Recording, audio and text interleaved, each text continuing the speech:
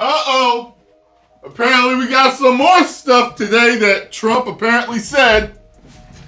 But the family came out and was like, nah, don't try it, B. Here we go. Vanessa Gillian's sister says she voted for Trump, dismisses reported remarks about funeral costs. Myra Gillian, whose sister was murdered in 2020, posted online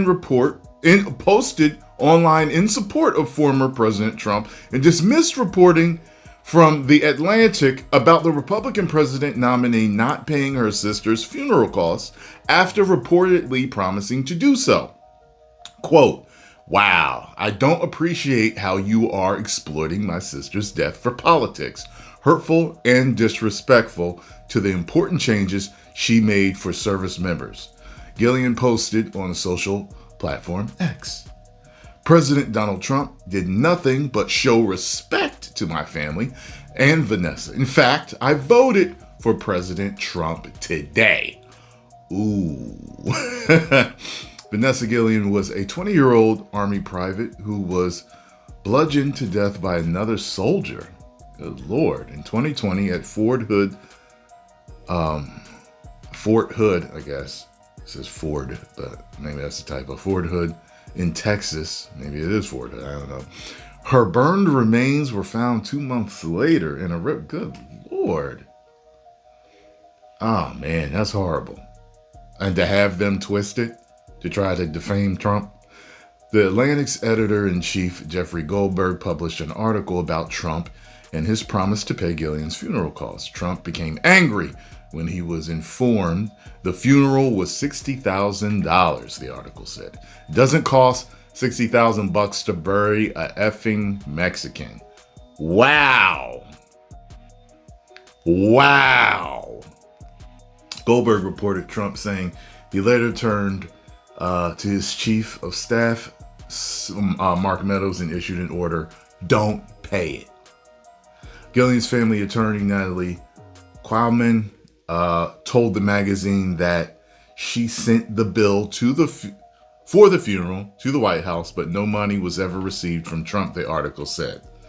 Qualman said I can't pronounce it, in a post of her own that Goldberg misrepresented their conversation and outright lied in his sensational story. Wow, man. More importantly, he used and exploited my clients and Vanessa Gillian's murder for cheap political gain, she wrote. Former White, look at this. Any suggestion that President Trump disparaged Ms. Gillian or refused to pay for her funeral expenses is absolutely false. The desperation in here stinks. Good Lord, everybody is putting on desperation today. The man is ahead in the polls. That's what's going on here. Right. Bring us to probably the most controversial thing that's happened over the last 24 hours, arguably the October surprise that John Kelly and General Mattis are authoring. Yeah, so I heard this overnight. So this is The Atlantic. It's Jeffrey Goldberg. And here's the headlines from The Atlantic. Trump, I need the kind of generals that Hitler had. And you can see the subtitle there, the Republican nominee's preoccupation with dictators, and it goes on. When I saw this, first, they talk about a meeting with the Guillen family. The Guillen family tragically lost their sister, lost their daughter. She served our country honorably. And they characterize a meeting, one in which I was in. I was not in this December meeting they speak of, but a meeting with this family. And here's what the sister said about this story. Wow, I don't appreciate how you all are exploiting my sister's death for politics, hurtful, deceitful. The important changes she made for service members, and indeed she did. President Donald Trump did nothing but show respect to my family and Vanessa. I was in that July meeting. That was undoubtedly the case. But the reason my antennas went up last night when I saw the name Jeffrey Goldberg is because I was on a tarmac in September of 2020, and a story popped from him in The Atlantic, and it was the suckers and losers story we have all heard. Within hours, I was able to collect more than a dozen individuals, several who were firsthand sources saying that never happened. Zach Fuentes, who was an aide of John Kelly, came out and said that never happened. We found contemporaneous documents disputing the reporter who said Trump did not go to the cemetery, not because of a bad weather call. John Bolton's book disputes that. We found a contemporaneous document to dispute that. My point is, this is based on 4 anonymous sources, 2 weeks before an election, 100%. disputed by people on the record, and yet it led a CBS News broadcast. What a shame. Did they what a include shame. your portion? Did they include? No, they never reached out to me. I was in that first meeting, never reached out to me. But I will say this quickly. Donald Trump, I have never seen him more downtrodden than when the suckers and losers story came out. Stuff came out of about his finances, fake stories. He didn't care. He was devastated by that story. I remember him saying, what kind of monster would ever say words like that? Yeah. This is shameful reporting from The Atlantic, in my opinion. Well, to the former people president's do that point as well, he said, when asked about, people do that all the time, man, in stories. You know what I mean? Whether it's celebrities, whoever. You know what I mean? Everyone that has celebrity, it seems like the half of them or majority of them have dealt with people just lying, flat out lies, or twisting their words. It's ridiculous. Just think about this logic. Try to destroy your Because I'm in a character like cemetery, that. surrounded by generals. He goes, Exactly. That's what I thought. I was like, that makes no sense at all. At all. To say something like that. With it's insanity. Like truly off insanity to say something like that. Come on now. Why would I say? He said one of them would deck me in the face over something like that. Yeah. Why would I say something? It just logically does not make sense to say that comment in the cemetery surrounded by generals. Absolutely. The opinion on this, I saw this coming. I've said this for about a year. Yeah, you did call So I read Chuck McMaster's book. I thought that was going to be it. I find him unbelievably insightful and smart.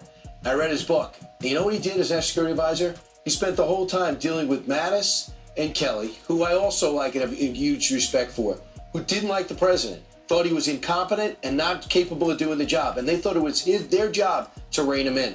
McMaster said, even though he's a 3-star, telling 4 stars, and said, we're civilians now, that's not your job. Your job is not to rein in the president. Your job is to give him the best advice possible and do what he said. Play this out. So if your general, who's your chief of staff, and your secretary of defense is not doing what you say on an everyday basis, he's like, I could see him going, I love generals that listened. That would be great. Right. And he's also from a world where his company is huge, but it's a family company. So when he asks Eric or somebody to do something, they do it. It's not even publicly traded. He doesn't have Did he say huge because he's talking about Trump, or did he say huge because he says huge? board members. All of a sudden now he's like, do this. What do you mean you can't do it? Do this. What do you mean you can't do it? What do you mean I'm not allowed to do it? And after a while being investigated, there were probably times where he topped up. Wouldn't it be great if generals actually listened? Right. Can you imagine if some people listen to the commander-in-chief? Yeah. I can absolutely see that happening. Yeah. And why? And they know it in context. But they said he could win. I'm going to stop it. Right. And so The Atlantic is getting a lot of publicity for this particular article, and it's getting a lot of publicity because of the Hitler comment, which the Trump campaign says he never said that, and also the cost of the funeral, because during the meeting you were at with the family of Vanessa Guillen, he said, how much is it going to cost? And her lawyer said, the family lawyer said, well, the military is going to take care of it. And he said, well, if there's a problem, let me know. I will financially pay for it. And they said the things that he said afterwards never happened as well. Ain't that a damn shame? Hunkering down on the desperation. My. As a matter of fact, I never wanted him to win more than ever than now. Because it's just so much stuff. So much stuff. Just look at everything. The attempted assassinations. The people that were plotting that were caught. The lies, the deception. Just everything to try to take him. It's never happened to anybody. Any other president before. Something is up. Something is up. Post comments down below. Let me know what you all thought. If you enjoyed my thoughts on this, hit the like button, subscribe, and share. And tell me, do you think he said it? Do you think he said that? 10 million subscribers. Woo.